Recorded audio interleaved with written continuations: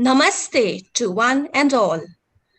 On behalf of the Department of Economics, Surendranath College, I welcome you all to its international seminar, or rather webinar, titled Life and Livelihood of the Migrants in India, Lessons Learned from the Pandemic.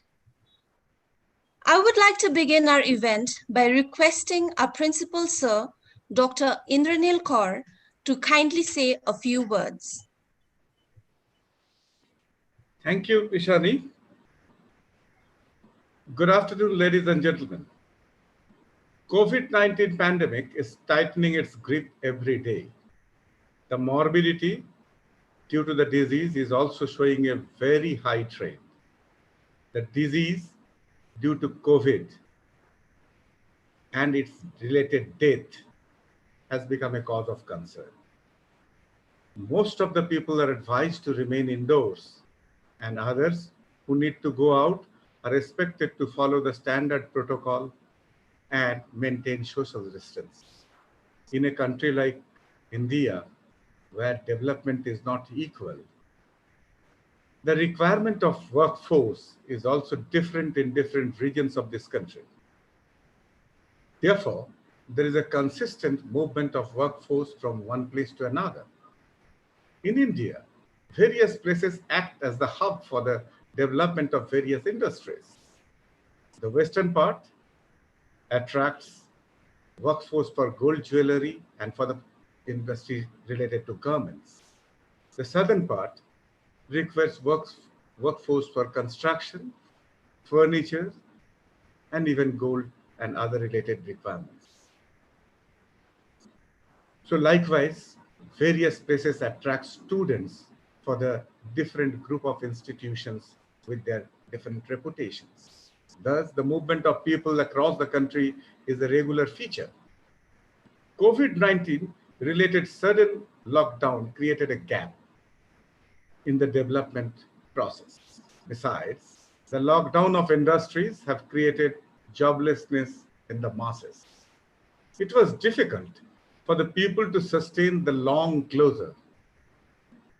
They were not provided adequate movement facilities or time to move out from their places and reach their own home. Thus, a whole lot of new problems arise. The standard people started movement barefoot. Some traveled by various modes and thus got the infection. They suffered by themselves, also unknowingly were responsible for spreading the disease in hitherto uninfected areas. I would like to thank the Department of Economics for their endeavor to conduct a webinar on this area. Today we have a galaxy of people from different parts of the globe to throw light on this area of labor movement and labor related issues. I hope it will be a very interesting and thought-provoking webinar today. I wish the webinar all success. And I also thank the speakers who have found time to come and join us for this thought-provoking area of work. Thank you, sir. I would now request the department to introduce the speakers to the attendant. Thank you, sir. Thank you so much for the wonderful and thoughtful welcome address. Before I move on to introducing the speakers, I would like to request the convener of the seminar committee of the department, Professor Abanti Goswami, to kindly say a few words, please.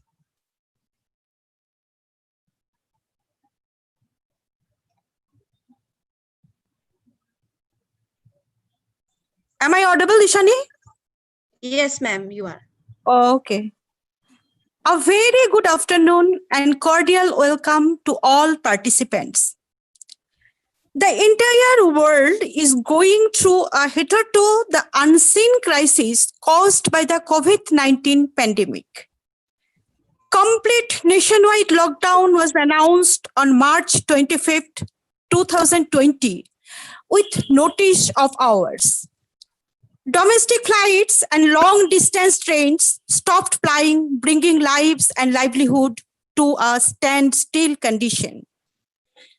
Millions of workers, mostly in the unorganized sector, lost their jobs. Long march of the unthinkable dimension started from the major cities of the country, leading to one of the largest humanitarian crises of the century.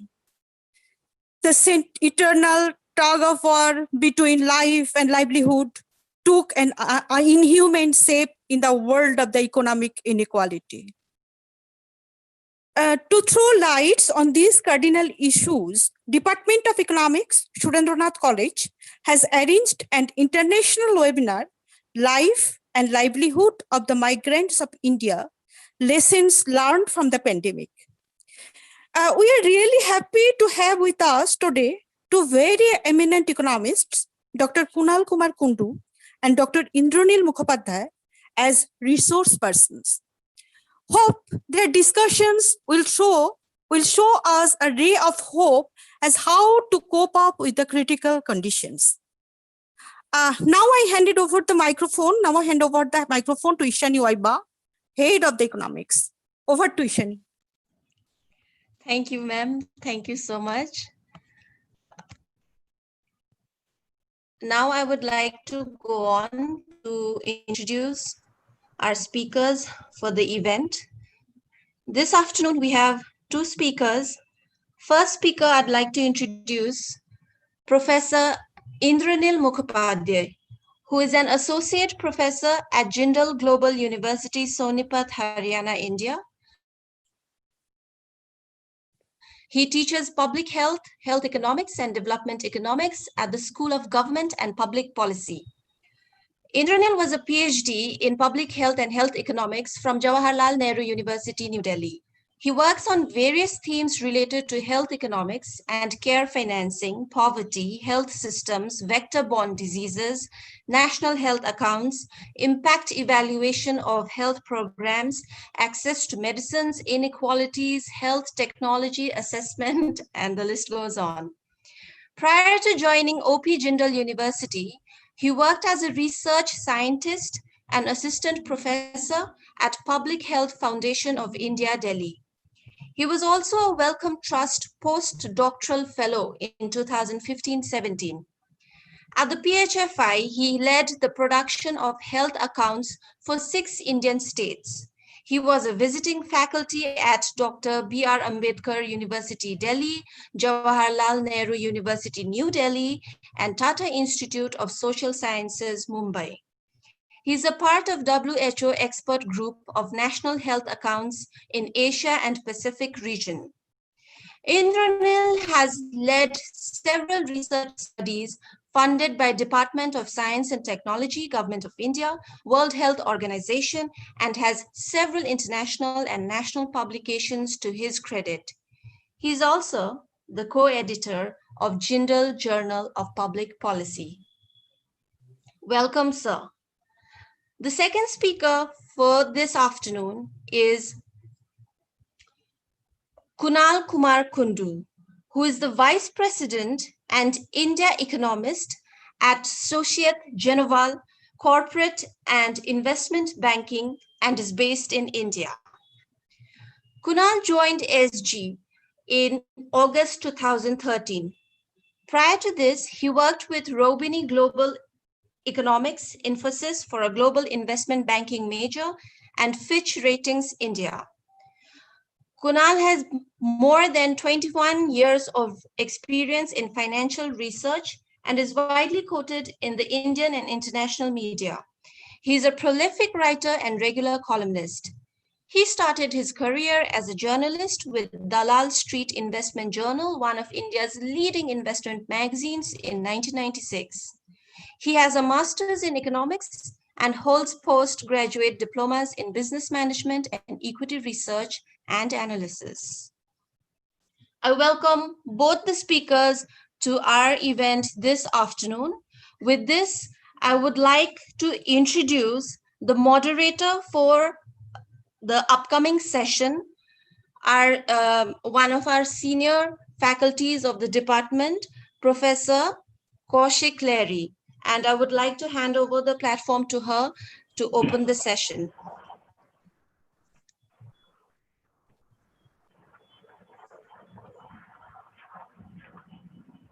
Thank you, Shani, for your wonderful introduction and what you have said about the speakers. I really feel proud to be a part of this department and be a colleague of yours. I also feel very proud of all my colleagues of this college, without whom this webinar would not have been possible. And I welcome on my behalf, as well as for the department, on behalf of the department and the college, my friend Kunal and Indranil, both of them. They're a very nice person, and they have agreed to give the speech in this regard today. So basically the thing is on the migrant. So we started discussing this thing as seen in the media, talking about, and especially in the society discussions about during the movement of the migrants in the period of the lockdown. So who are the migrants exactly? Generally, we can say the people who move from their native places to some other places for in search of livelihood to have a better living. We can call themselves migrants. They can move from one city to another. They can move from one state to another. They can move from one country to another. So the speakers will elaborately discuss these things, but I would like to mention here the term migrant, what we discussed today in the society and in the media, mainly, though not limited or restricted to, is basically people, the migrant people who are working in the unorganized informal sector, which has a substantive contribution towards the Indian economy. And while in discussion, I found that this discussion is more of the plight of the migrant laborers and the flight of the migrant laborers, rather than only the life and livelihood. They're all the same. So I welcome the speakers here, and I offer the first lecture to be presented by Indranil Mukhopadhyay of OP Jindal University. Indranil, the platform is yours. Thank you. Thank you, Professor Lahiri, my respected colleagues at Surendranath College, dear participants and students. It's a great honor to be part of this panel discussion, and the video that you showed at the beginning really set the stage for a very fruitful conversation, very powerful indeed. And what I might be saying will not be probably as powerful as the videos are. Can I see the slides? I'm not able to. Yeah, now it has come. Thank you so much.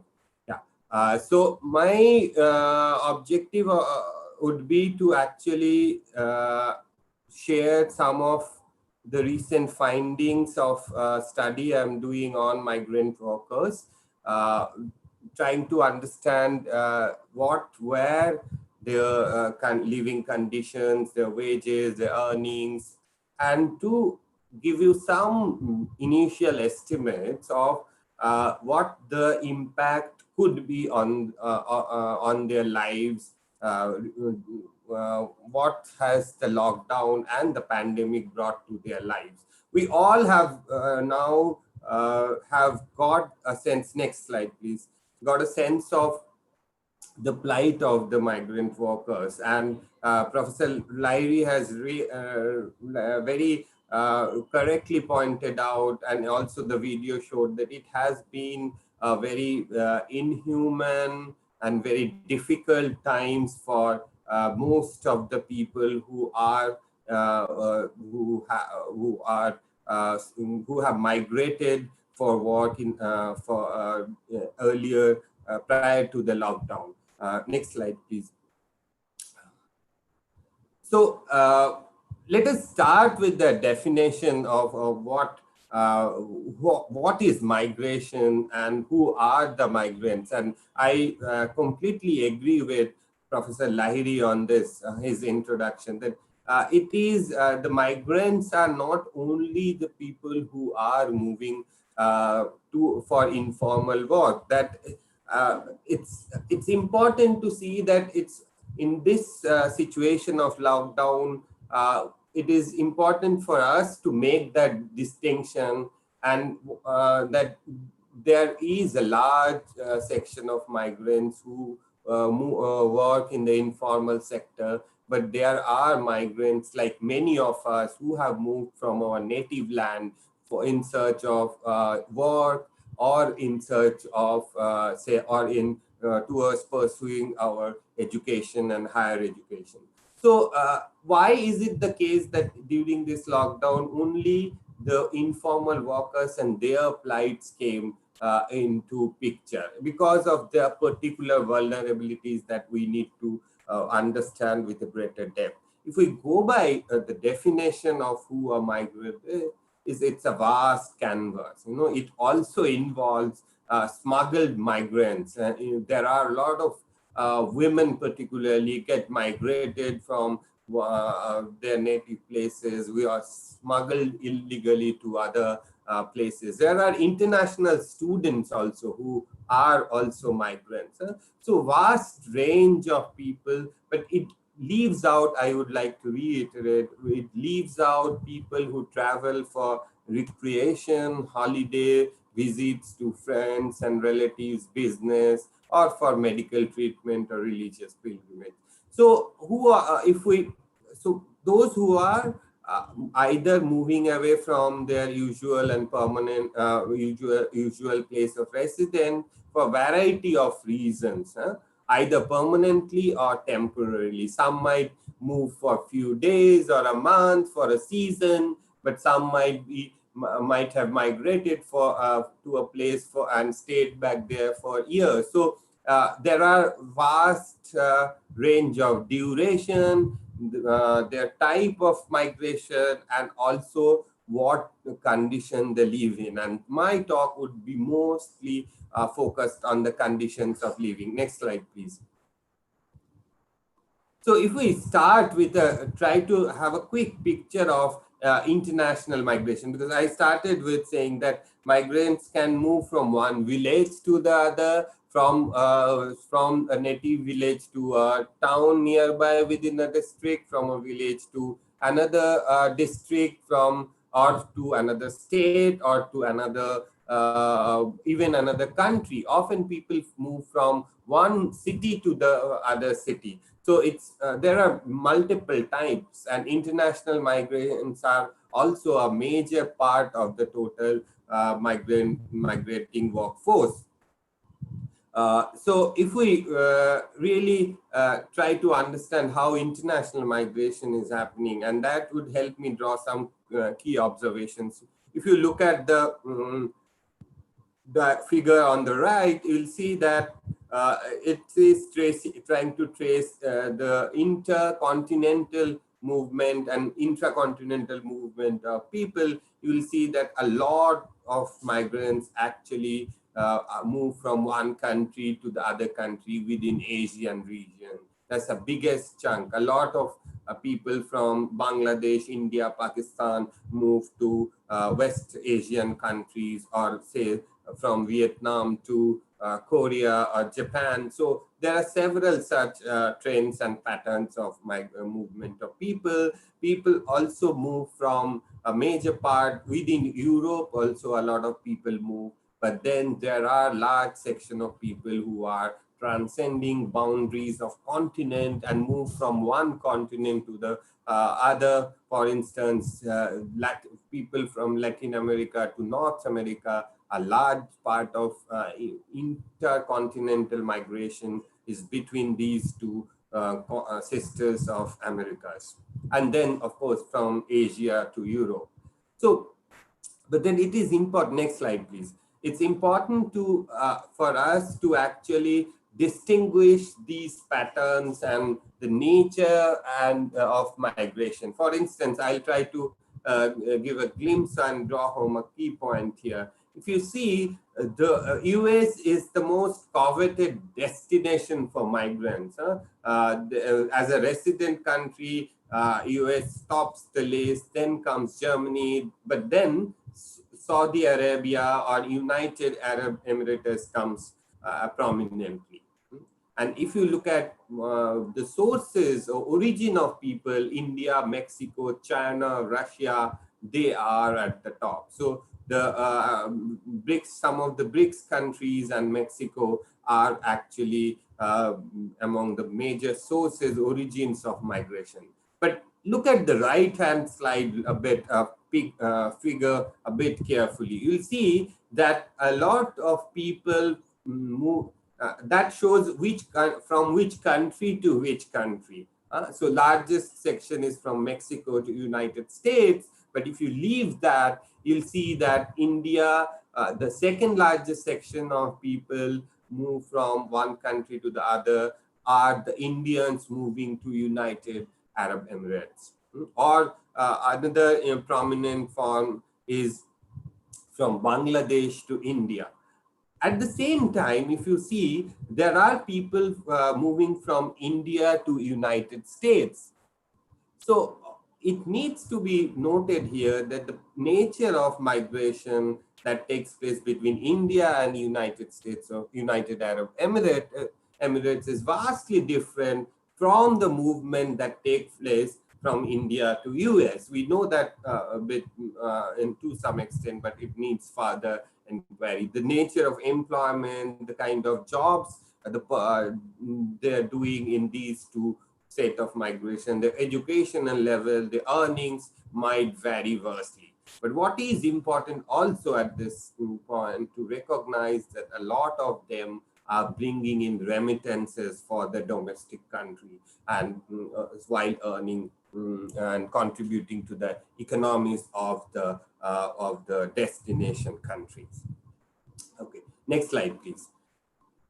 So other key feature, and now I want to bring come closer home and look at some of the trends in India. If you compare nature of migration of India and with other developing countries, you will see that rural to rural migration still forms a very big part of Indian migration, which is unlike apart from Ethiopia or to some extent Thailand, which will not be very prominent source or nature of migration in other countries. So it's very interesting that people from one village to the other, maybe within district or to another district or to another state, but they're moving from one village to the other. And a lot of these people, like we would be anticipating, move for agriculture work. So from, say, Bihar, Jharkhand, or Eastern UP, people might move to Western UP, Haryana, or Punjab for agricultural work. So that is a very interesting feature of Indian economy and the contribution of migrant workers, contrary to the picture we think of, like which is rural to urban migration. Indian scenario is much more diverse. The other thing that I want to draw your attention to is the nature of if we look at various types of migration, for instance, intra-district, inter-district, interstate migration, we'll see that over this few decades, movement from one state to the other has increased significantly. Huge growth in the total movement, though overall in terms of number, still a lot of people move for within a district from one village to other, or from a village to another town within the district. So still intra-district migration forms a major chunk, but interstate migration has become another major source. The other important feature that I want to draw your attention to is that international migration has been declining over the last few decades in India as a proportion and percentage. Okay. And roughly we see that a fifth of the population in India migrate for various reasons. But what are the reasons? And if we go to the next slide, we'll be able to throw light on the major reasons of migration. Why do people migrate? And if you look at some of the top reasons, you'll see that there is a gender disaggregated picture here. A large part of women migrate for marriage purposes. That's very unique to Indian feature, but not that many other developing countries you will see. Whereas among the men, almost 4 out of 10 move for work and employment. And all the other key feature is, and if we look at the gender disaggregated picture, you will see that so basically if we combine the two sexes, we'll see that almost more than 40% of the movement is due to marriage, where women contribute a majority, overwhelming majority, but then work comes at the next important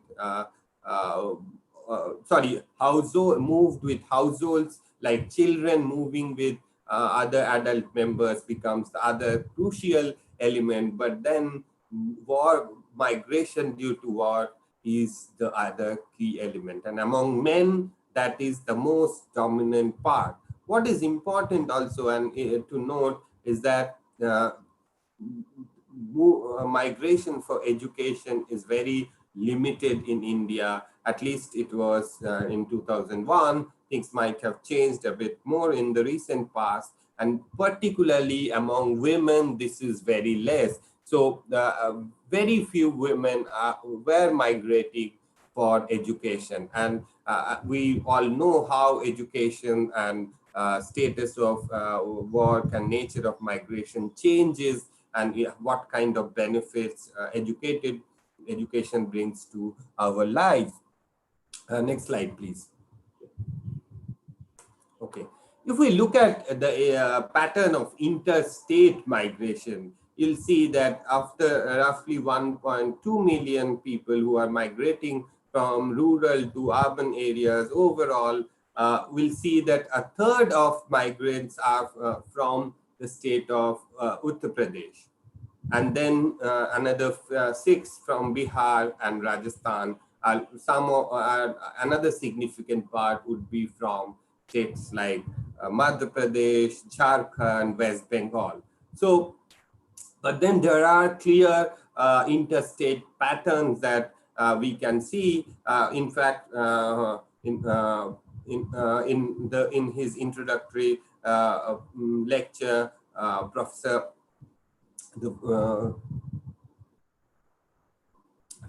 Indranil had also mentioned that there are these big metropolitan cities that attract a lot of people. And if we look at the trend of this, you'll see that Mumbai and its suburban areas like say Thane and also places like Mumbai suburb, main city are the major source of migration from UP.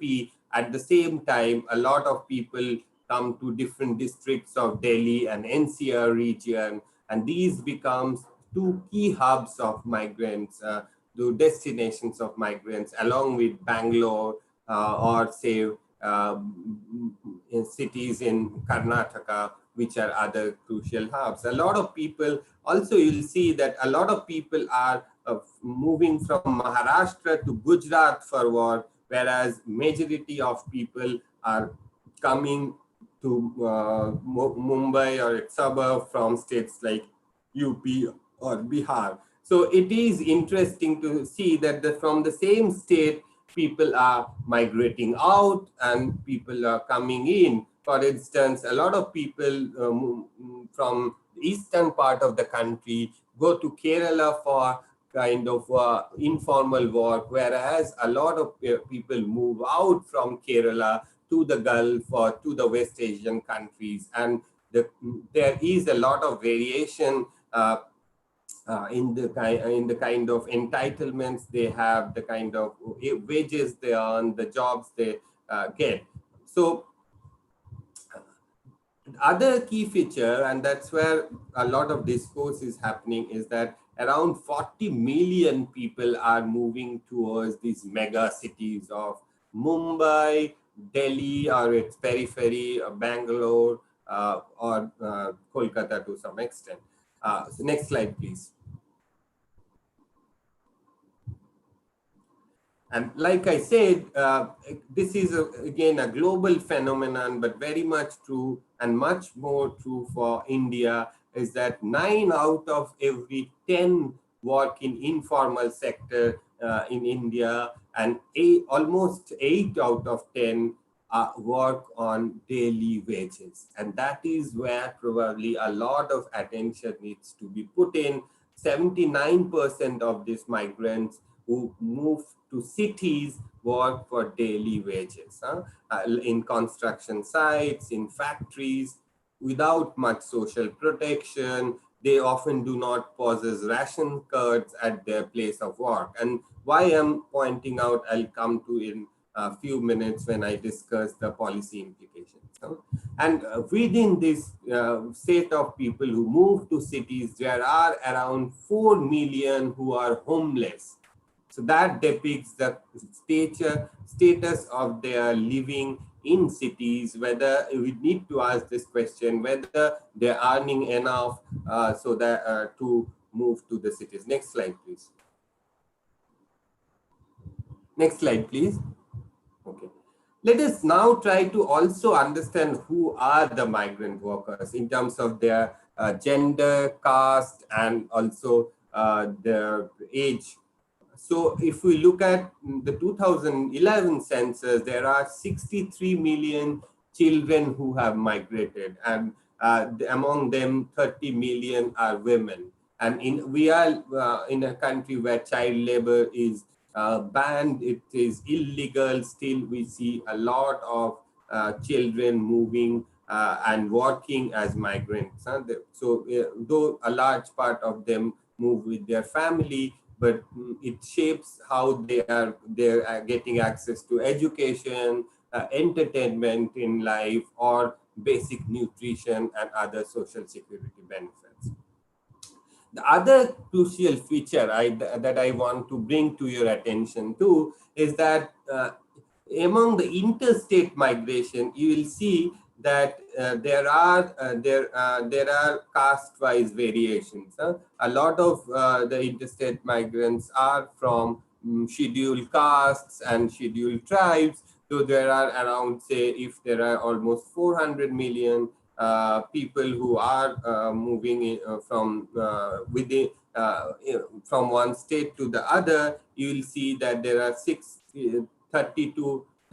31 million who belong to scheduled tribe and 62 million belong to scheduled caste. So a lot of Dalits and tribals are working, moving as migrant workers. And also it has to be noted that most of these people work at the bottom of work hierarchy. They're doing the most unskilled work, often working with solid waste, working collecting solid waste and processing solid waste and things like that. So most difficult work conditions, most least paid, and henceforth.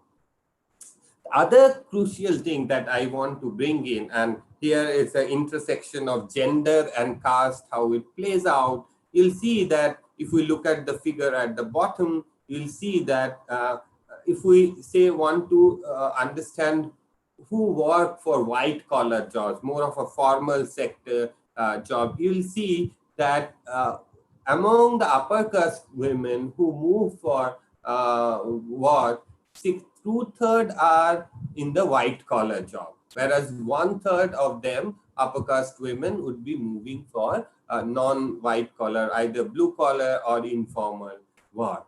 Whereas among the OBCs, there are only 36% of OBC women who could move for white collar jobs, and among scheduled castes and scheduled tribes, this percentage goes down to less than a fifth. So only a fifth of SC/ST women could reach for white collar job, whereas for the upper caste women, it is almost 66%. So this obviously links to the state of work and wages and employment and social security for both women and also particularly the Dalit and ST women. Next slide, please. If we look at whether migration is bringing what kind of wages for people, is it really giving good standard of living? And it's from the periodic labor force 2017-18 survey, where I'm trying to show you the types of work, and this is not really only limited to migrant workers, but in the economy in general.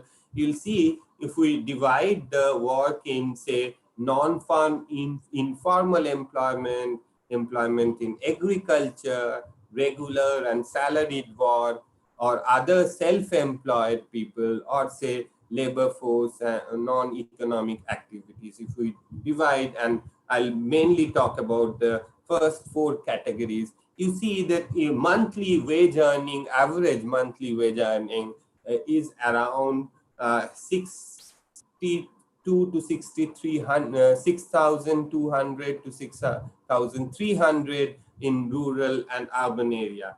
This it is important for us to note here that there is not a huge gap in non-farm, informal employment wage in the rural and urban area. And so that distinction needs to be made very, very clearly.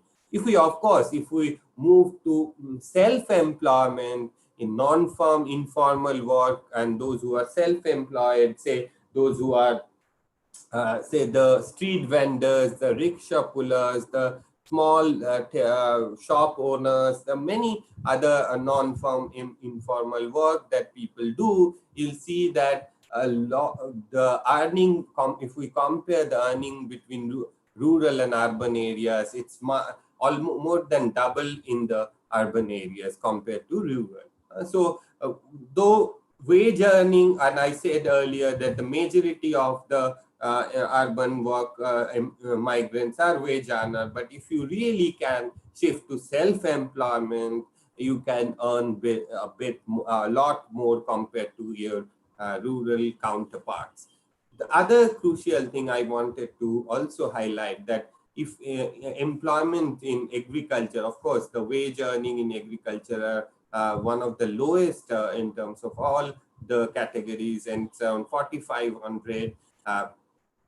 So essentially, people who are employed in agriculture and moving out from farm employment to non-farm urban informal work, the gap between earning is actually less than rupees 2,000. And when we add to the cost of living, you'll see that really in real terms, this may not bring in a lot of difference. Next slide, please. Professor Lairi, how much time do I have? Okay, I'll continue in the... You can continue. You can continue. Another 5 minutes? Sure. Okay, thank you. Okay.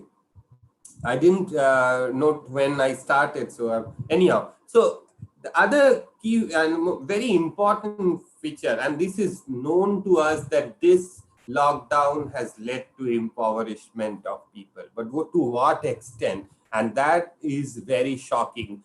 We did a simulation exercise using the periodic labor force survey and tried to look at the differential impact on various sectors, firm informal employment, non-firm informal employment, formal salaried work, and urban, rural. We tried to give differential shocks to various sections of the people based on the periods of lockdown. And what we realized is very shocking. First of all, even before lockdown, there were 47% of the population who were below poverty line in rural area. These are people who are working, yet they are into poverty, and that number was 31% in urban area.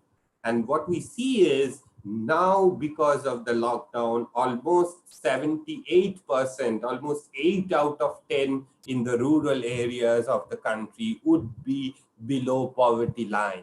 And in urban areas, the number almost doubles, and it's almost 57%. And if we look at the numbers, it's whooping 40 crore people who would fall below poverty line. We all know how unrealistic, how low is our poverty line, but there are 40 crore people who are falling below that. But other important thing I want to note, if we look at people living in, say, extreme poverty, and I'm defining extreme poverty by 30% lower compared to the poverty line that is set. This means actually for urban areas, it's less than rupees 30 per person per day. You will see that 62 crore people would be living in extreme poverty. This was much lesser compared to this. So basically, a very deep intensification of poverty is taking place. Not only that, some people would be marginally below poverty. And obviously, a larger proportion of them would be informal workers. Next slide, please. Next slide, please. Okay, thank you. The other crucial thing that I want to draw your attention to is that women would be and are getting adversely affected and compared to men in this period, because the burden of care rests on women to fetch food, to fetch water, to protect their children, rests on women more than men. And also in this period, domestic violence has increased, child abuse has increased. Women are facing reduced access to maternal and child health and other crucial elements. So I'll not go into detail, but I'll skip to the next point. But this is one dimension I wanted to highlight. Next slide, please. Okay.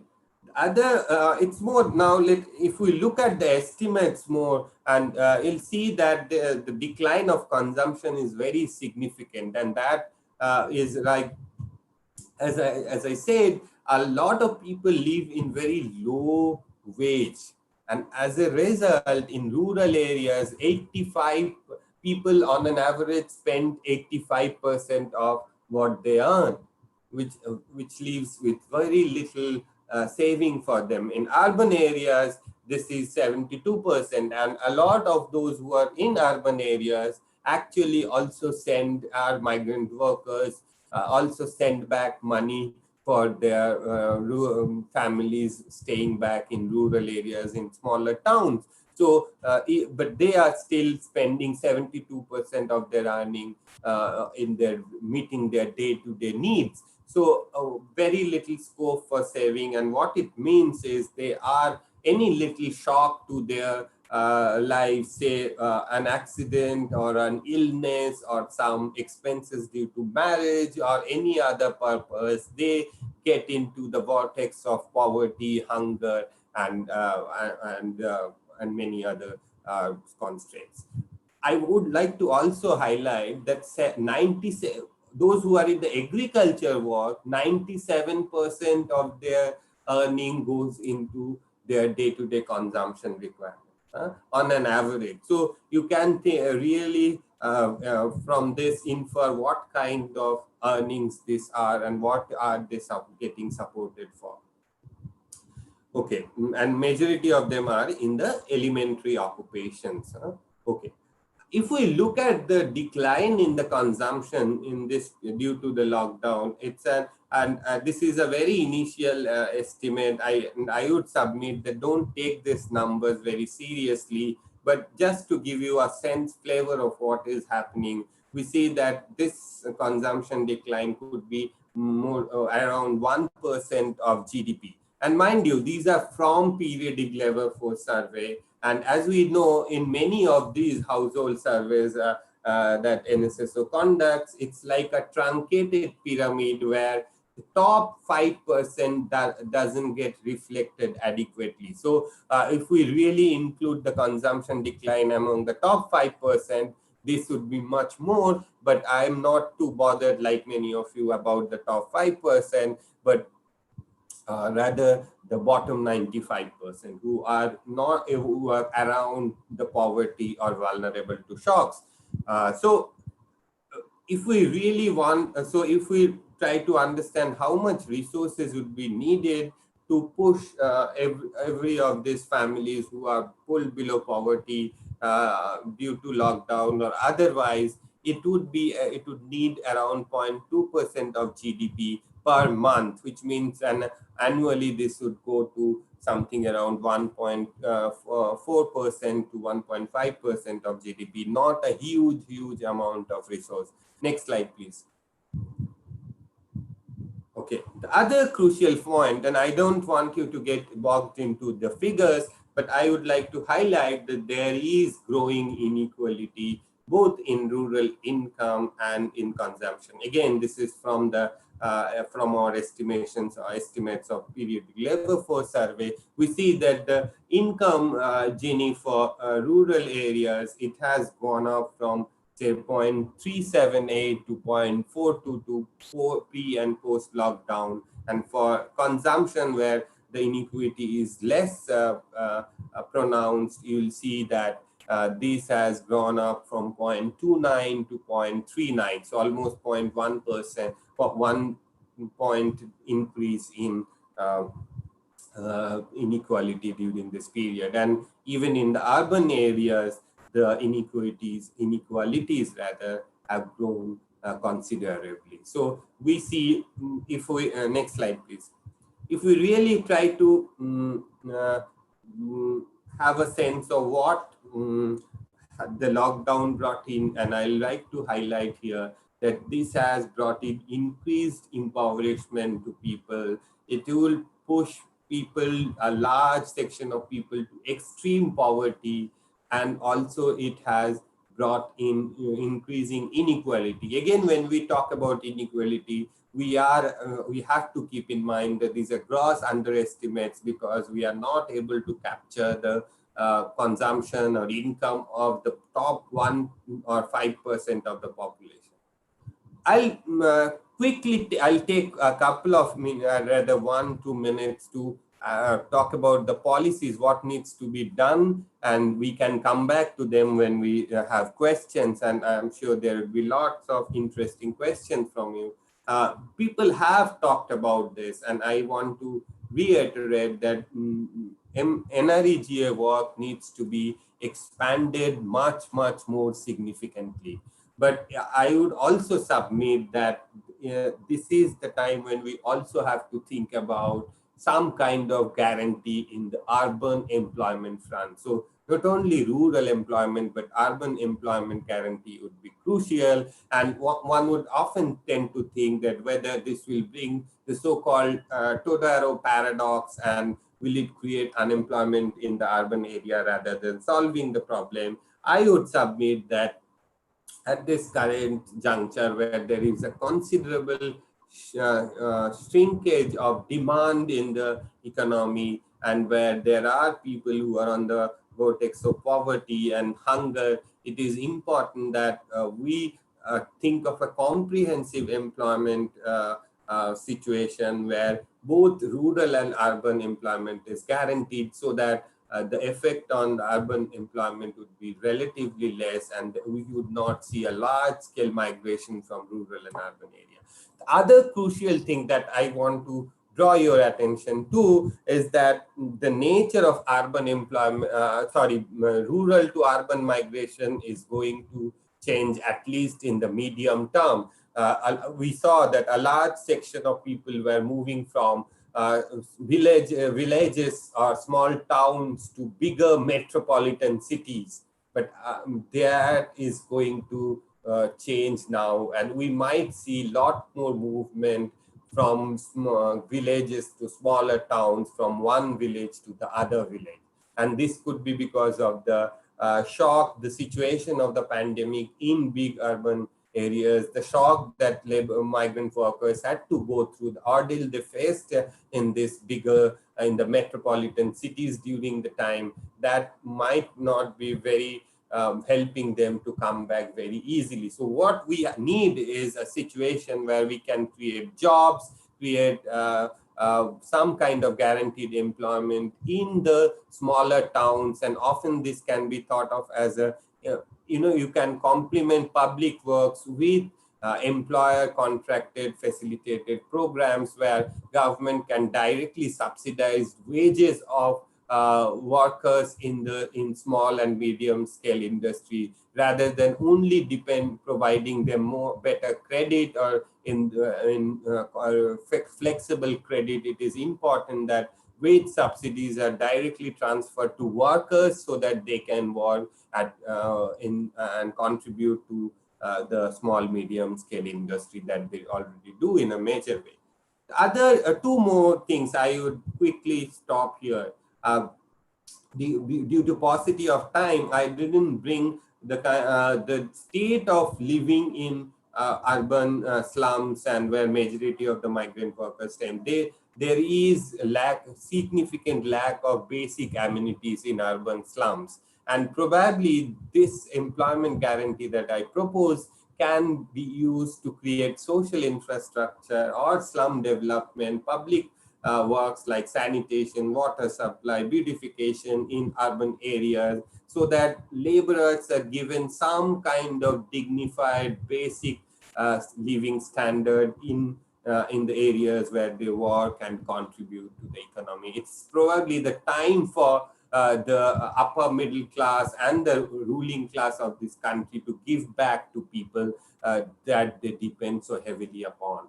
But there is a major deterrent to all that. It's the weakened labor rights over the last few decades. And several regulations have been withdrawn. And we saw last month, there was a major withdrawal of some of the basic work requirements in some Indian states. It is important that we go back to some of these regulations and provide some dignified professional work and work conditions for the workers, for the migrants of the country who have the neoliberal growth that we have seen in the last few decades have essentially been at the cost of this, breaking the back of these vulnerable section of the society. And if anything that the lockdown and the pandemic has taught us is that we need to give them dignified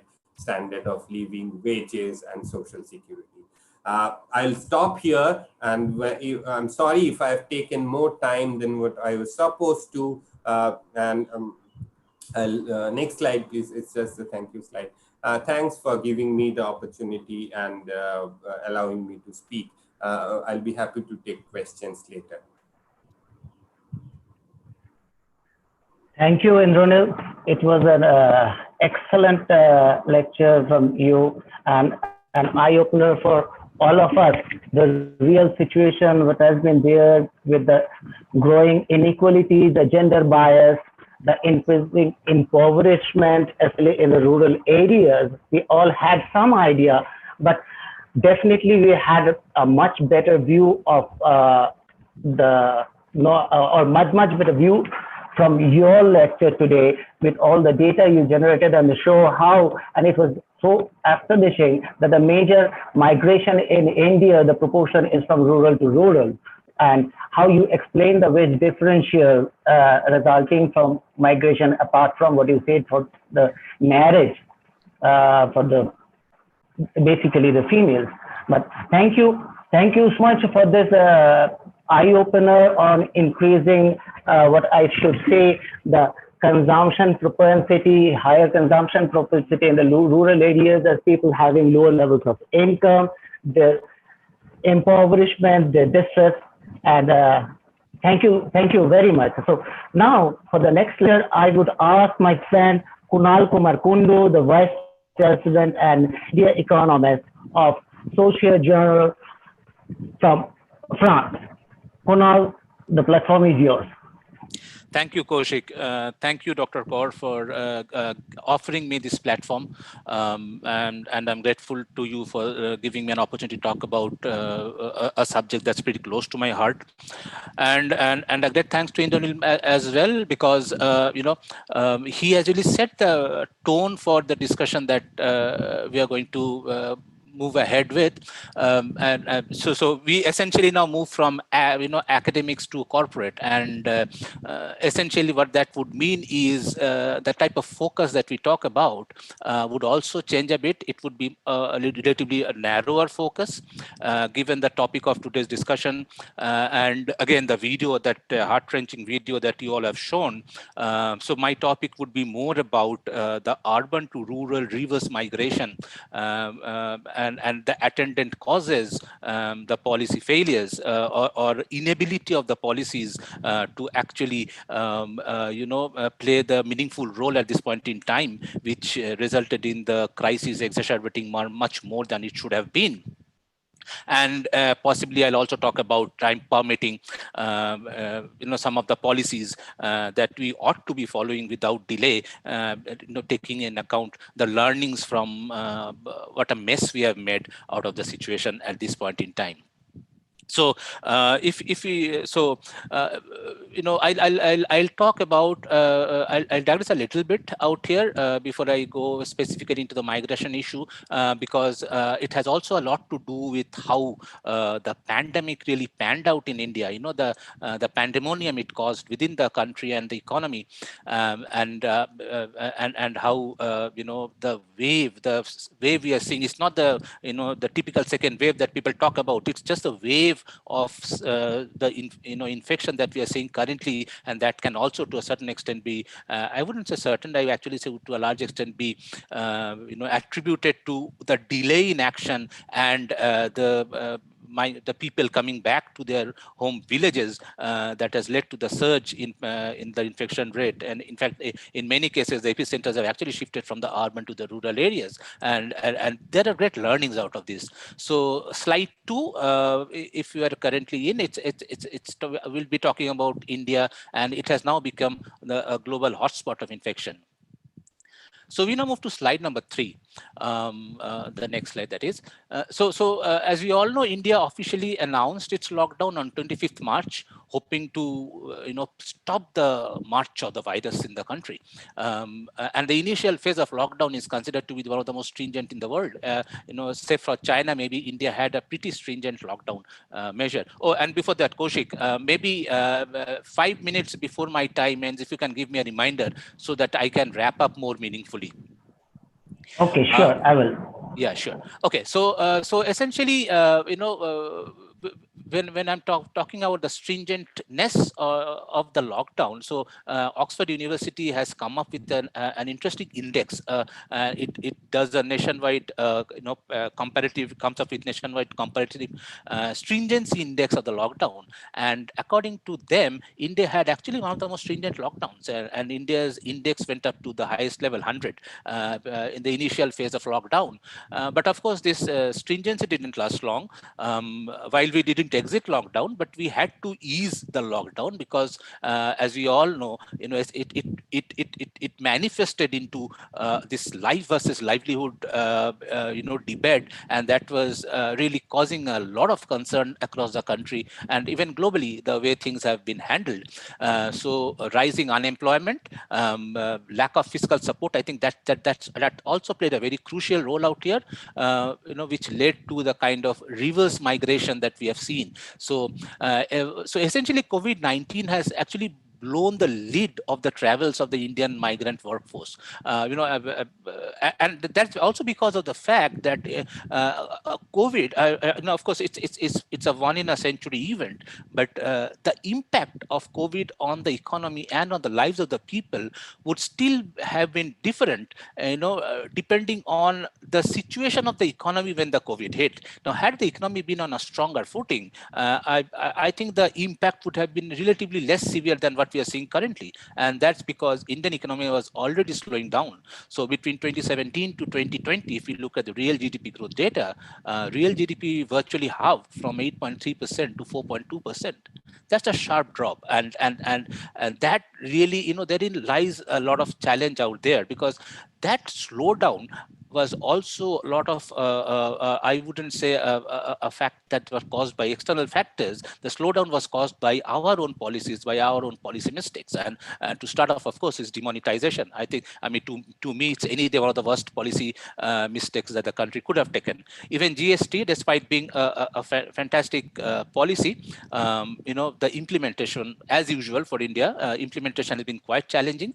And the planning, of course, was not there as much. So that was actually the harbinger of the slowdown that the country had been experiencing. So a few years prior to that, India had bad drought situation. And then when India had a good monsoon and people started to believe that things might improve, came demonetization. And then suddenly you see a sudden surge towards formalization of the economy, and which to me is a rather faulty policy program we have adopted, because formalization of the economy requires the country and its people to be more prepared, the workforce to be more prepared, skill wise, more importantly skill wise, to be ready for an economy which is much more formal. We have not been able to do that. So in a setting, in such an informal setting, if we suddenly push the economy from informal to a formalization process, so what happens is, in the process, a lot of companies and organizations in the informal sector takes a big hit. So there is an employment challenge. There is a wage earning challenge that the country was facing. So when COVID hit, the economy was actually in a bad shape. So what happened was, the country moved from a phase of so-called jobless growth during the first decade of the millennium to a phase of what I call a job loss growth, specifically the second half of the ongoing decade, where because of this policy move towards formalization, plenty of jobs have been lost. And all of these, by the time COVID hit us, all of these actually played a rather important role in exacerbating the crisis that we are talking about. So not only is now the economy staring at a precipitous drop in aggregate demand, India's growth potential has taken a hit. And what also caused a challenge is non-availability of latest data. If you remember, the employment unemployment survey of 2017-18 was not accepted by the government, and that was released last year. So the periodic labor force survey was eventually released, but that was only in June of this year, early June this year. So by that time, we were already 3 months into the lockdown. So when the lockdown was announced, the government only had the 2011-12 employment unemployment survey data, and more importantly, India doesn't have any data whatsoever of the migrant workforce. And that, I think, is the biggest reason why the country has been facing this massive problem currently, and it keeps on being a challenge. So for a country, that desperately needs to grow at least a real rate of 7% plus over the next decade and a half, mind you, India is still a rather young country, but we are not going to stay young for long. And the demographic dividend that we all talk about, we can't actually harness the dividend if we are not able to move our workforce, if we are not able to upskill our workforce, make the workforce and the economy ready for the next level. So my fear is India will be stuck in the low middle income level. So may at most move from low middle income to middle income, but I do not see the possibility of India escaping the middle income track, the way things have been moving so far. So so essentially, the policy missteps that started then, and then the lockdown that was announced without any proper planning, without any idea or assurance to the people how the government is going to tackle, actually created more panic than it ought to have. So what's important is, as I said, apart from the lack of non-reliable data, is also the fact that there is still an inadequate industry education linkage. And I think these are things that we still need to keep in mind. These are not rocket science. We know what the problem is, and we all know what needs to be done. But the movement in these regards remain pretty slow, pretty ordinary, if you ask me, which makes the challenge much more difficult than it ought to have been. So if we move to slide number 4, the top slide, okay, the first bar has moved a little bit because I had to expand the chart. So India announced lockdown pretty early, 25th of March to be precise, when India announced lockdown. If you compare to many other countries, even in, the European examples, India started it quite early, and that's not a bad thing to do. We all hoped, and it was all hoped, that India would be able to buy some time to manage itself better, and hope and expect that the medical services are not overwhelmed, and the spread of the virus is contained. But what happened was, as I said, the life versus livelihood debate reached a crescendo. Easing had started, and I'll talk about a bit later. Of course, Indranil also did touch on that subject. To be honest, for majority of the Indians, lockdown is not something that many of these people could really have afforded. So social distancing is a luxury, so to say, for many of the people. So at the slightest hint of easing, people really started to move, and they had to move because you would be more worried about hunger than about a COVID, because hunger would get you any day. COVID may or may not. So which is why when India eventually announced an exit from lockdown officially, the nationally, when they announced lockdown 1.0, now we are even post lockdown 2.0. So by that time, rather than the COVID curve flattening or coming down, it was actually surging, and the surge continues until date. Virtually every day we come up with a record number of infections. So that actually adds to the challenge that we have. So unlike, say, even Italy, the most affected country, Italy was some point in time, the focus of the entire world was on Italy, the way the number of people were dying and the way it was spreading, or for that matter, if you go to slide number 5, in UK, Germany. So you see a situation where they have announced exit from lockdown by the time the curve had flattened. Or if you go to slide number 6, even for that matter in Spain, the curve was actually declining. But unlike, in case of India, of course, the curve kept on moving up. And when I prepared this deck, India was fourth in the list of the most affected country, and it has comfortably now reached I wouldn't say a coveted position, but it's now the third most affected country in the world. And there is a possibility that by middle of next month, India might even be able to overtake Brazil. It's a bit of a challenge, but India can still overtake Brazil by the middle of next month, or by the end of next month, if things goes as it is currently moving.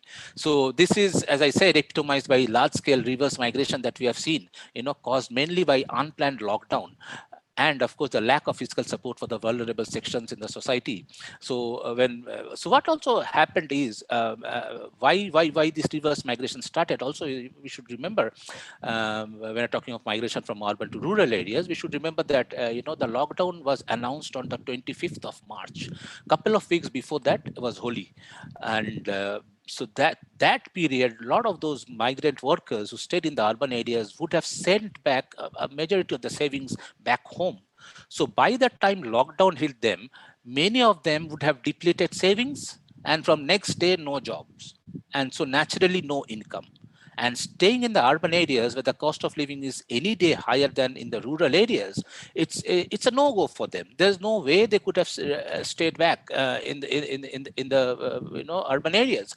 So there are a lot of issues, a lot of heartburn. So when the government eventually relented and allowed trains and buses to ply, that was of course much late. But what also happened is no social distancing measures were adhered to. So be it in buses or trains, and that was the beginning of the surge. In fact, I'll talk about a survey done by Azim Premji University that also gives you a sense of how the kind of problem they've got into. But I can maybe narrate a personal anecdote of mine. I also had to travel back from Bangalore to Kolkata on a medical emergency, and nothing to do with COVID. There was some family medical emergency, so we decided to drive back home. So we came via road because we thought it better to avoid other modes of public transport. Now, along the way, we saw multiple buses, hundreds of buses carrying the migrant workers back home. So whenever we had the opportunities of talking to them when they stopped for some food that were offered by the localites, because there were no food stalls that were open along the way. So when the the localites were offering them food, or in the interstate borders when we had to stop, so we are talking to them to get a sense of the reason for the migration, why they migrated in the first place, why they are going back, the kind of education qualification that they have, kind of work that they do. And so eventually when I talk about the findings of the Azim Premji University survey that they did of those migrant workforce going back, reverse migrating. So, lot of the survey results actually in a certain way was in line with the kind of sense that we got speaking to them. So, so as I said, easing of the stringent lockdown measures, rising mobility because of this life versus livelihood issue, causing this surge of job losses, resulted in this, the COVID infection rate simply going through the roof. So if you go to slide number 7, so this is the the index I was talking about, the stringency index that Oxford has come up with. And as you can see, it was stringent, but it didn't last long. Of course, there was no exit from lockdown, but it was easing. As you can see, the curve dipping. But what you actually see is with easing starting, numbers just shot up. So it's crossed 600,000. I mean, that's a few days before that I took plotted this data. So it's a sharp rise, and it's understandable. As I said, you can't afford to ignore your hunger and be too worried about COVID. So mobility rose. The Google mobility data that comes up with. So mobility, rose. So people moving to workplaces, transit stations, grocery and pharma, whatever. So you actually get a sense that after it dipped in a major way during the initial phase of the lockdown, it started moving up because things were actually, as I said, things were pretty tough on these people to stay back at home. Now what we see is a sharp rise in infection. It's now 6.8% as of, I think, day before yesterday. When I looked at the infection rate, it was 6.8%. That's a sharp rise in infection rate. The death rate, though moderate and also moderate by global standards, and surprisingly, there was a spike, towards from mid towards end June, or not about end June, for about a week or a couple of weeks, there was a sharp spike in death rate, but still it remains moderate by global standards. But global death rate is falling faster than the fall in Indian death rate at this point in time. Traffic congestion. Traffic in Bangalore, traffic in Delhi, traffic in Mumbai. So Mumbai is still relatively less congested, simply because, of course, Maharashtra is one of the most affected states. It has again talked about lockdown extension, as did West Bengal. So, but generally you tend to see a rise in traffic congestion as even local buses has started plying. So what we have seen is states receiving the returning laborers have seen this surge of infection that's there. So, so this is a chart of West Bengal, Uttar Pradesh, massive surge actually, Haryana. So these are the kind of, so that's for slide number 10. That is when where we talk about the surge in UP and Haryana. So if we move now to say slide number 11, and here I refer to the survey done by Azim Premji University. Of course, even before that, sorry, this is the data that I've got from the periodic labor force survey. That's the most updated data.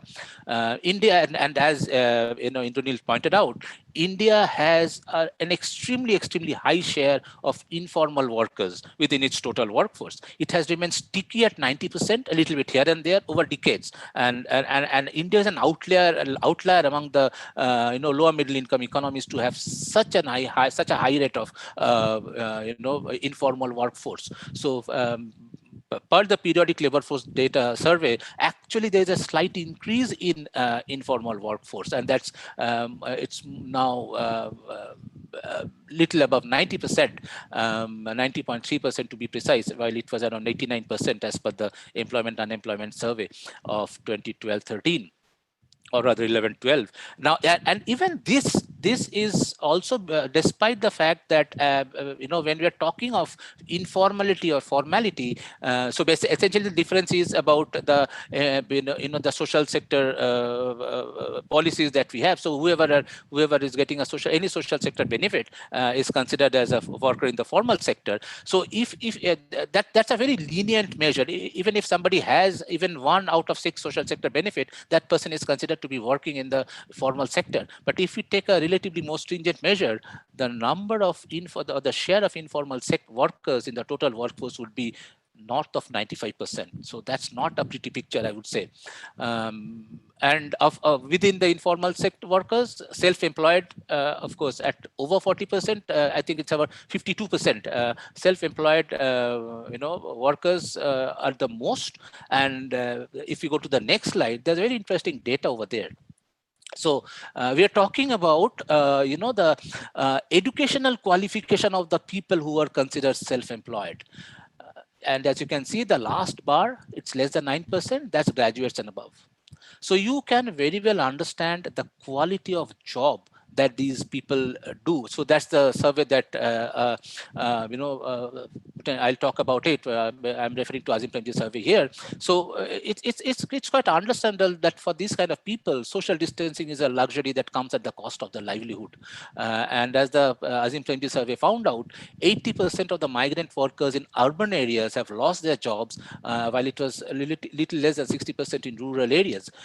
So there's been a massive upheaval among the migrant workers who are working in the urban areas. And most of them earned less than 375 rupees per day. That was a minimum wage that was sort of recommended by an expert committee set up by the government of India in 2019. Of course, that was not accepted, that recommendation.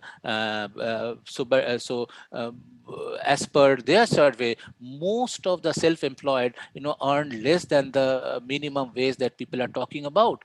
So for the migrant workers, in the urban areas and self-employed, the very definition of employment is so poor. So and it's the threshold is so low that anybody, even if somebody goes and sell flowers by the traffic signal, they are considered as self-employed. Self-employed also includes people who are unpaid workers within their family. So if they have a plot of land and they work together and this person doesn't get a wage, he's still considered employed. So a classic case of the kind of underemployed employment that we talk about. So when you talk of daily wage earners, which are the casual workers, the landless agricultural laborers, the street vendors, contract workers, so on and so forth, so they had to migrate back because of the lockdown and loss of job. Kunal? Yeah. 5 to 7 minutes more. Perfect. Okay. Good. So thanks for reminding. Will it be okay? Will it be okay? Yeah, I'll manage. I think we should throw some, give them some opportunity to ask questions. So yeah, I'll manage. So Yeah. thanks for reminding. Okay, so as I said, this survey talked about, the number of people. So more people in the urban areas, naturally, daily wage earners mostly lost job than in the rural areas, and majority of them, earn less than the minimum wage that I referred to. That is in slide number 13. Sorry, I'm just rushing a bit. So maybe if we move to slide number 14, and therein lies the challenge. Lack of database on migrant workers. Many of them do not have, and also as Indonil said, many of them do not even have ration card because they are not in their place of birth. They are in a different city altogether. So many of them do not have bank accounts. Many of them have no linked Jan Dhan accounts to which many of the social sector benefits go to. So one is the government even didn't know who the migrant workers were and who had to be benefited, number one. So and that I think was crucial. And of course, more importantly, the government really didn't have the money to do that. When you look at the government, fiscal data, what I keep on saying is India has been perennially in a fiscal stimulus mode over the last 2 years. If you look at the general government deficit and if you at the extra budgetary borrowings, it's been always between 8.5 to 9.5, 10% for the last quite a few years. So India hardly had much fiscal space when COVID hit. So rather than saving resources and looking at potential counter-cyclical fiscal policy intervention, the government hardly had anything left for any fiscal policy intervention. And even if they would have, they couldn't have simply because they didn't have data. So as the data shows, a very small percent actually received some money that was transferred by the government. Majority of them didn't have Jan Dhan account, so no question of them getting the money back. And there are people who, despite having the account, didn't get the money, and that's a typical the implementation challenge that India always faces. So even that's also true for other forms of cash transfers that would have not reached the beneficiaries, as the survey by Azim Premji University showed. So if we go to slide number 15, so what are the lessons learned from the pandemic and what should be done? So if we move to slide 16, so that's the last slide, so I should be able to finish it on time. First is, of course, identifying the problem. To know the problem, we know to actually target a problem and find a solution to the problem, we really need to know the extent of the problem that we have. For example, before Raghuram Rajan became the governor of RBI, India hardly had any clue about the extent of non-performing assets. So when we don't know how much is the non-performing assets or the non-performing loans that we talk about, how do we really address the challenge? Similarly out here, so as I said, as you remember, the government last year rejected the Employment-Unemployment Survey 2017-18. Thankfully, the PLFS has been tabled, so it's for the 2018-19. So we got the data this June. But so we need data essentially. So unless we have the data, how can we actually have policies? So what's happening is we have been driving by looking at the rear view mirror. So that's not a very efficient way of driving. Creation of database on migrant workers. I think that's absolutely a sine qua non of the current situation. You need to have data on migrant labor forces. Otherwise, you cannot, under whatever circumstances you talk about, you really cannot make appropriate policy intervention if you don't know who to help. Wider coverage of social sector schemes for the poor, and exclusions have been many. And a study, as I mentioned here, by Pandey, Schenner, Moore, and Stacey estimated that 326 million women living below poverty line are more than likely to be excluded from the PM Jan Dhan Yojana scheme. So yes, so we really need to buckle up and make sure, even if we have the best of schemes, we need to make sure that the coverage themselves are adequate enough. Welfare portability. So as even Indonil again pointed out, so it's something similar. So you may be part of a welfare scheme, but if you move out, you don't get it. So there should be a welfare portability. So when you move out, you should be able to get the benefits when these are being provided to the people.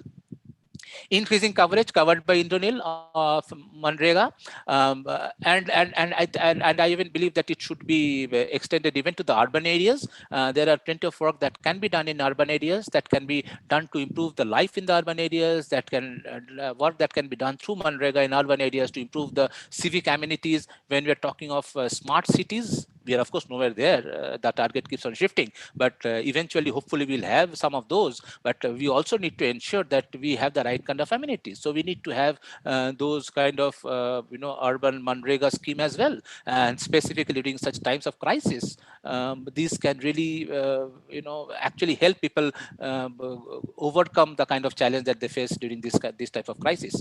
And last but not the least, the most important thing, of course, it's more of a medium to long term situation. It's not only spending more on education. I was looking at the data, and interestingly, what I find is India spends, as a share of GDP, spends virtually as much on interest on its borrowings that it spends on education, public spending on education. That's again not a pretty picture. And then again, nobody really cares for outcome, specifically primary to secondary education. So when we talk about educating our people, when you talk about formalization of the economy, when we talk about moving the economy to the next millennium, or when we all know we are getting into AI-driven world, we need to ensure that our education is up to the mark. We need to not only spend money, we also need to ensure that the outcome is appropriate. The checkbox driven policies where we just have a box of spending money on education and we check them and then we are happy that it's done, but it's eventually not done because you realize that the outcome is inefficient. When corporate India says that anything between 75 to 85% of the graduates are unemployable, that's a big challenge. So it's not only education, but also the industry academia linkage that's very important. It is there. There are a few, but it's still not as it should be. And because without that, quite often what happens is people eventually come out with skill sets, they graduate with skill sets that would be obsolete and not required.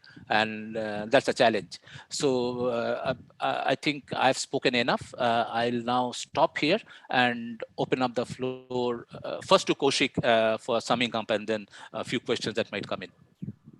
So Kaushik, is back to you.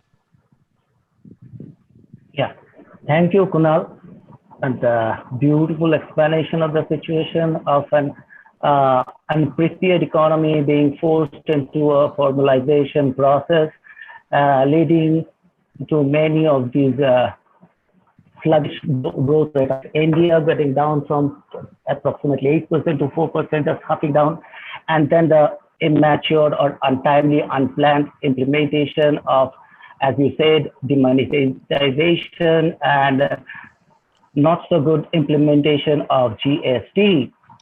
While these things were happening at the backdrop, and India as well as the global, all countries over the globe, we faced this pandemic leading to a worst situation ever for this country we have ever faced. Thank you so much for your very vivid explanation of the situation. And personally, I feel your lecture after Indronil matched very well.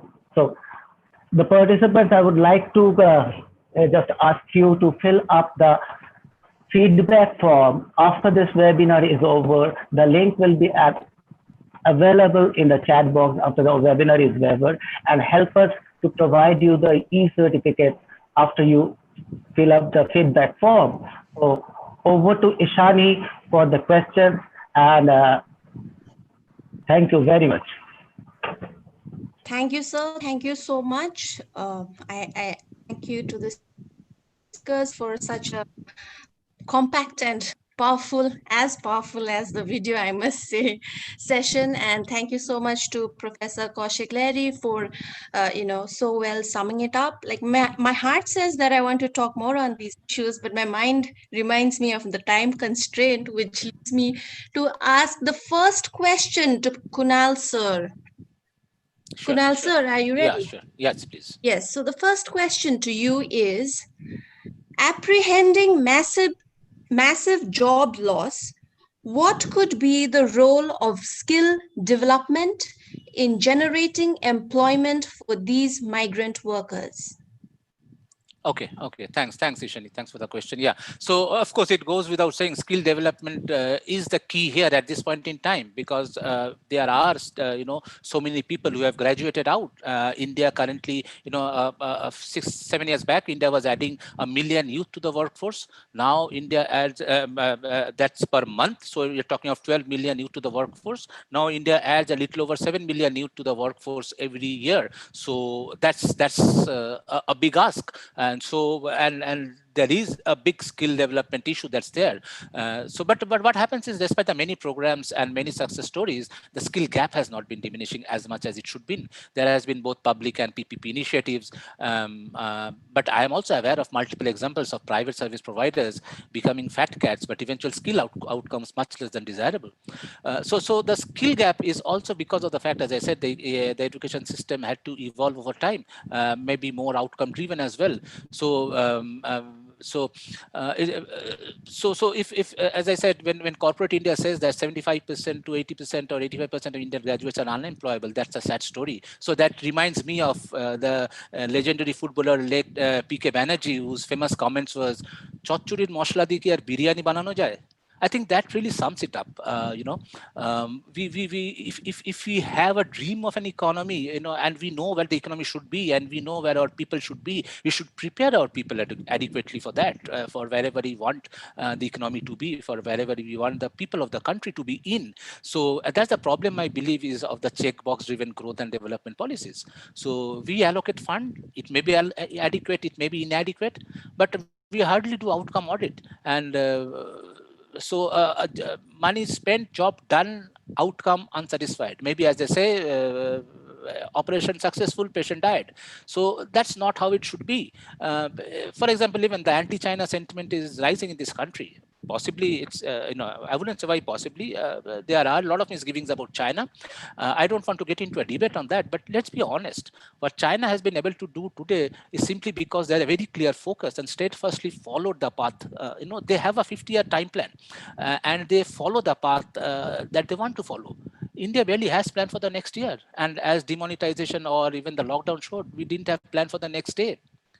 So I think it's very important to have a long-term plan with small baby steps to be taken with appropriate policies and following up on those policies. So that should also include, as I mentioned earlier, better collaboration between academia and institute, so that allows people to acquire appropriate skill sets. And if they have not been able to acquire, then there has to be enough and more to be done to ensure that they develop the kind of skill sets that required for the world they are getting into, not the world they have left behind. So I think that's very key. So to answer the question, yes, skill development remains the key at this point in time for the goal that we have.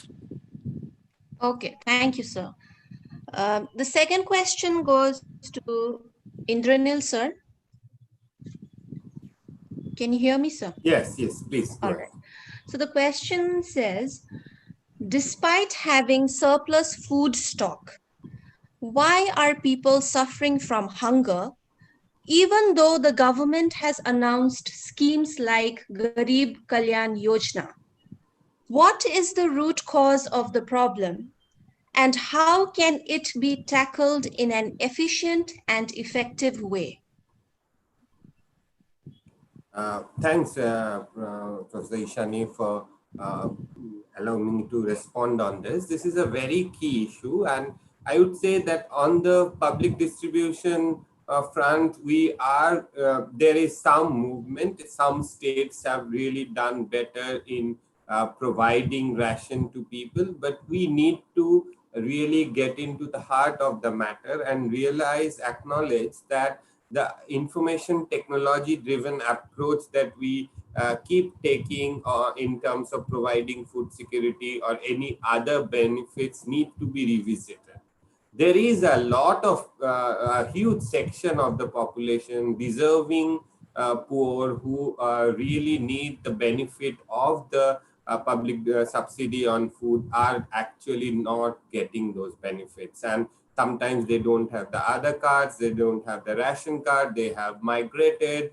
So I'll give you an example. In Delhi, there was this very interesting and important announcement that all those who do not have ration cards in Delhi would be given a ration coupon, and they can get some 5 kgs of ration on a fortnightly basis. This was very timely announcement, but the entire enrollment of this process was left to IT-enabled systems, and you have to log into a website to be able to get the benefit. What we saw when we started going out to the slums in Delhi and trying to figure out whether people have got the benefit of the scheme, we realized that many of the migrant workers, the ones particularly the most vulnerable, the Dalits, minorities, a lot of women, single-headed women, households, they do not have smart phones to be able to log into the system and get the benefit. And of course, many of them didn't even know that such a scheme exists. So, and we saw that a lot of the beneficiaries are actually middle class people who might need the support at this point. I'm not denying they don't need, but a lot of the most marginalized section went missing. So any effort towards universalization of public distribution system should be starting with the equity focus. So we could have started with a local level action, micro planning at the ward level in urban areas or in rural panchayats, and identify households who do not have ration card, reach out to them first, like some states did in Orissa, Bengal, or Chhattisgarh. These efforts were taken, but not in many other parts. So the basic point is that even if you want to universalize a program, you should start with equity focus, reach out to the last person, and then when that section is saturated, then open up and bring universality. And that is one of the key lessons. I think that's why many people are not getting the benefit of the ration scheme.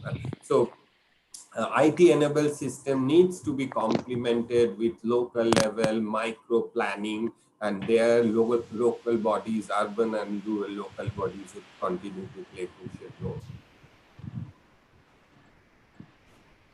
Okay, thank you. Thank you so much.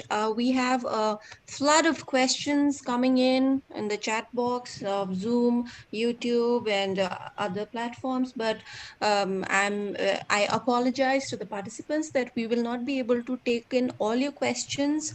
However, probably we could go for 2 more questions. Let's see if the time allows.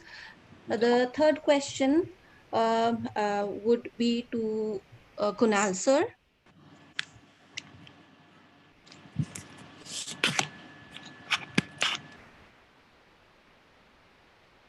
Kunal, sir, are you ready? Yes, yes. Okay. So the question says... Yes, hello, you can hear me? Yes, yes. Can you hear me? Yeah, yeah, okay. Yeah. So would it be a better policy if the migrant laborers were given basic support like fooding and lodging at their respective workplace during the lockdown period, so that they do not have to move from their workplace to their home state, and after the lockdown was lifted, they could join their work easily? Government of India, in collaboration with respective states, could implement the policy which might restrict the spread of COVID-19 all over the country to some extent. Do you agree? Indeed. In fact, you look at Kerala and you know how it works. It worked well. So providing the kind of benefit that the government has provided to the migrant workers in Kerala showed the way. In fact, you'd be surprised, quite surprised to know that the government of Orissa and government of Andhra Pradesh, under the aegis of ILO, actually, worked on a plan, in terms of, since a lot of, migrant workers from Orissa goes to Andhra Pradesh, they actually worked on a program trying to figure out how they can do that in the sense of, doing a sophisticated way of tracking the migrant workers in Andhra Pradesh, where they move, how they move. Government of Andhra Pradesh talking about providing them with affordable housing and all, so those kind of stuff, and then or come up with a proper plan. And when those discussions happened, that was way back in 2012. Post that, report submitted, gathering dust. Nobody worked on it. So eventually what happened? So if that would have done, that could have set the tone for the interstate cooperation. Because what happens is, when you're talking of a centrally sponsored scheme, the states have to have some skin in the game. So the central government provides the money, the state government also would provide the money. So what happens is, if there's a migrant worker from another state, then it's not just the host state, but the state from which it is coming should also be able to chip in. Otherwise, the host state may not be able to do what they're doing. So and Kerala actually has run out of money, trying to implement a lot of those good stuff that they wanted to do. So the whole point is, yes, it can be done and it should be done and it should have done. And there is an instance which was ignored. So I think, again, these are all lessons of this pandemic. We were not prepared, undoubtedly. So yes, that can be done and that should be done. I'm absolutely fully with you on this particular aspect. It should be done.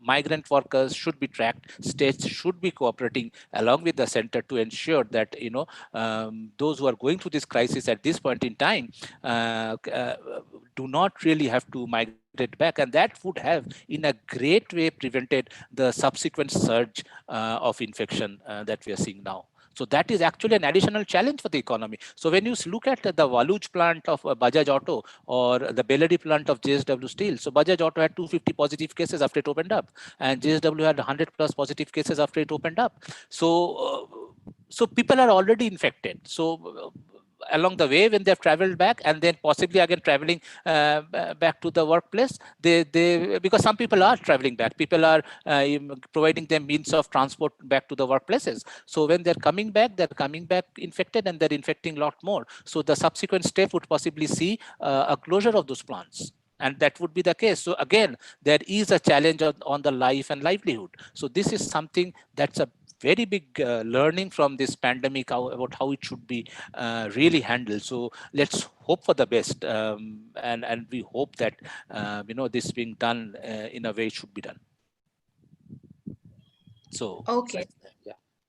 Thank you so much.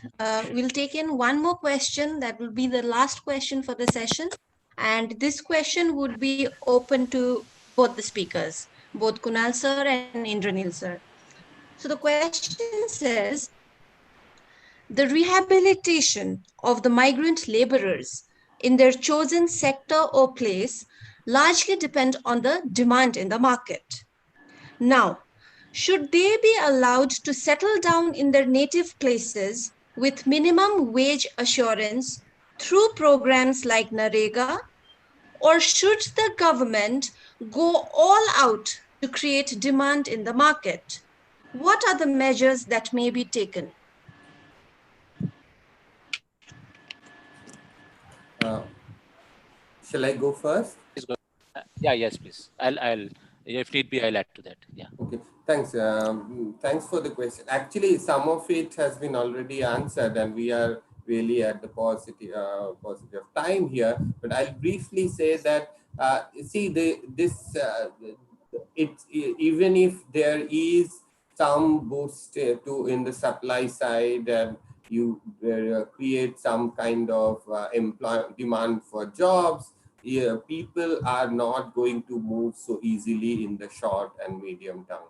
And we need to recognize that there has to be a large-scale expansion of social security benefits, employment guarantee in smaller towns and also in rural areas. And clearly, the way the mega cities have benefited from very low-paid, unskilled jobs, people living in very difficult settings, it would not come back to that stage in a short run, or even in the medium term. So we need to really think about more of a holistic approach towards employment generation, and think of both urban, smaller town, and rural areas concretely. And I really point out that we have to move away from this growth fundamentalism and growth driven, because a lot of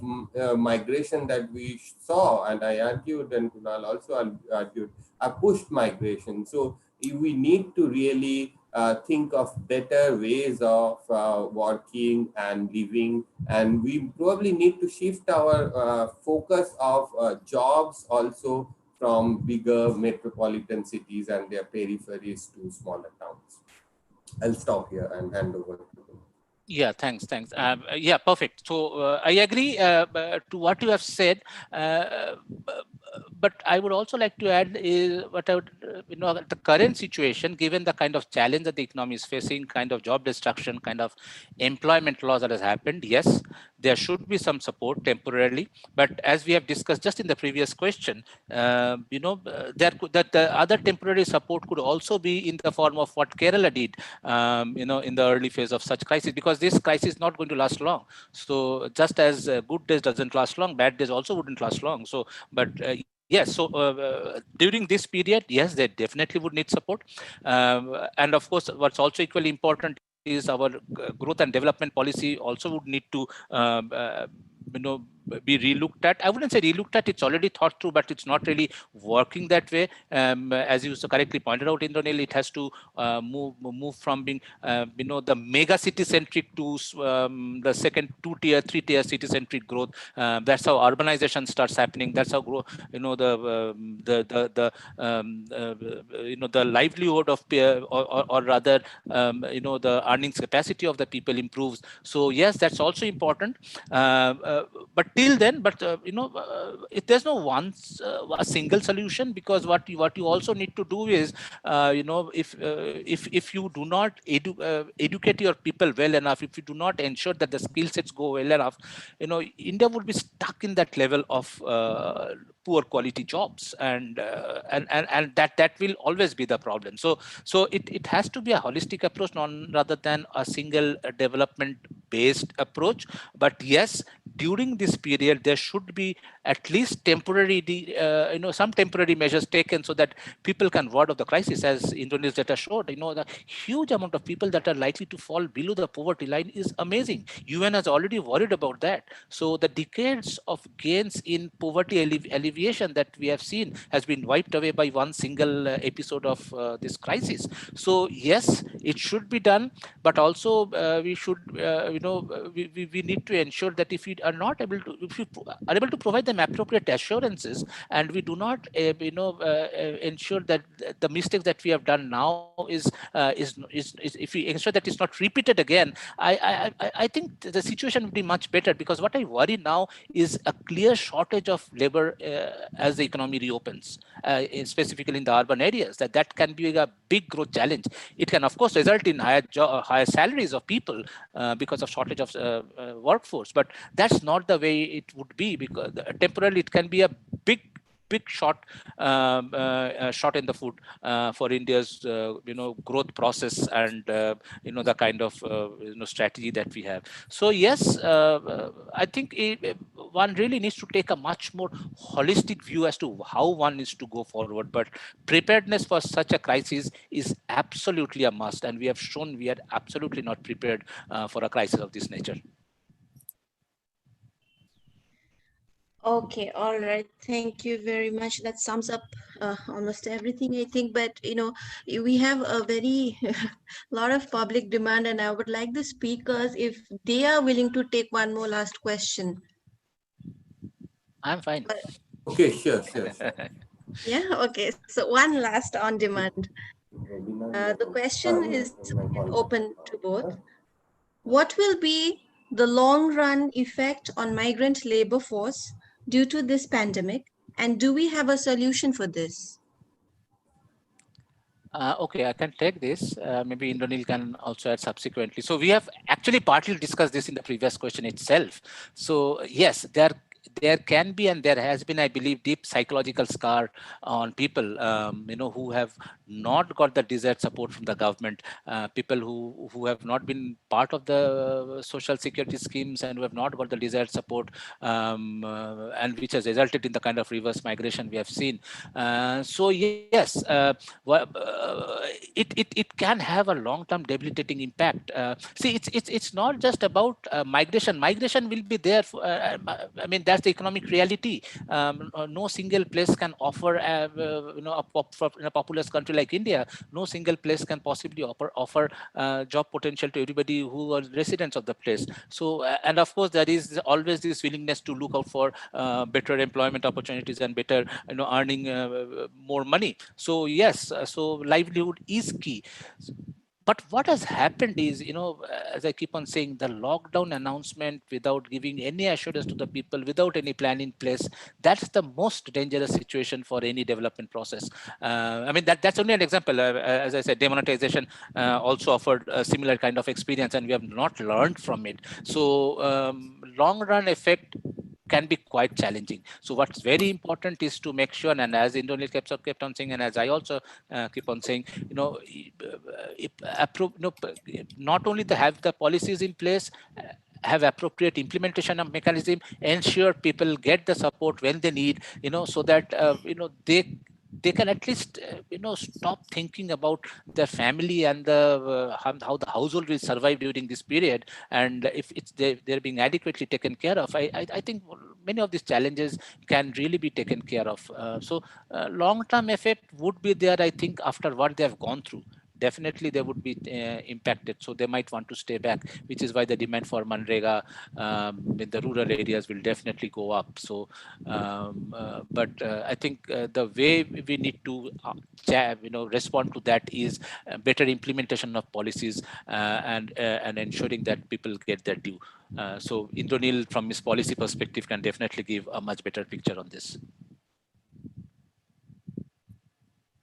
No, I think you have really summarized it well, and there is a paucity of time. I would just reiterate in different words that I think we need to now recognize the dignity of manual work. Absolutely. And provide people a good standard of living, social infrastructure, better living condition, and better wages, secured wages. Otherwise, there is no long-term going back to the economy. We need to think about a growth process which is inclusive, holistic. We have a lot of inequity, immeasurizing growth. We need to change that paradigm to a holistic, equitable growth. Even if the growth numbers do not jack up, increase a lot, it is okay, but we need to also sustainable growth. I think the entire paradigm need to change to be able to survive and have a better state of development. And investment on health and education would be crucial on this. I didn't want to go into it, but I think we cannot do it without such. Thank you. I'll stop here. Okay, so that brings us to the end of the questionnaire session. I think this whole session has been very, very enriching and insightful. You've given a very, good holistic approach towards this whole problem of the migrants in India. I understand the fact that, it's impossible actually to do it in such a short time of 1.5 months. But nevertheless, I think it has been very, very insightful. And it's been an honor for me to share this platform with all of you. Thank you so much. And with that, now I would like to request... Ishani, just a minute before you ask the next thing, I would like to inform everyone, I feel proud, though I have gone through the registration, but after on viewing the feedback and the Zoom attendance, I feel proud to announce that we have participants in this webinar from countries like USA, UK, Oman, Philippines, Indonesia, and Nigeria. Okay, that's great. I just thought to share this with our speakers too, They are so popular. Thank you. Thank you. Thank you, sir. Thank you. It's All right. all because of your fantastic Absolutely. promotion. That was an amazing video. That did the job. Thank you, sir. Thank you. Anyway, moving on to the vote of thanks now, I would kindly request the joint convener of the seminar committee of Surendranath College, Dr. Nilangshu Das. Please give the vote of thanks. Thank you, Ishani. Can you hear me all? Yes. Yes, indeed. Good evening, everybody.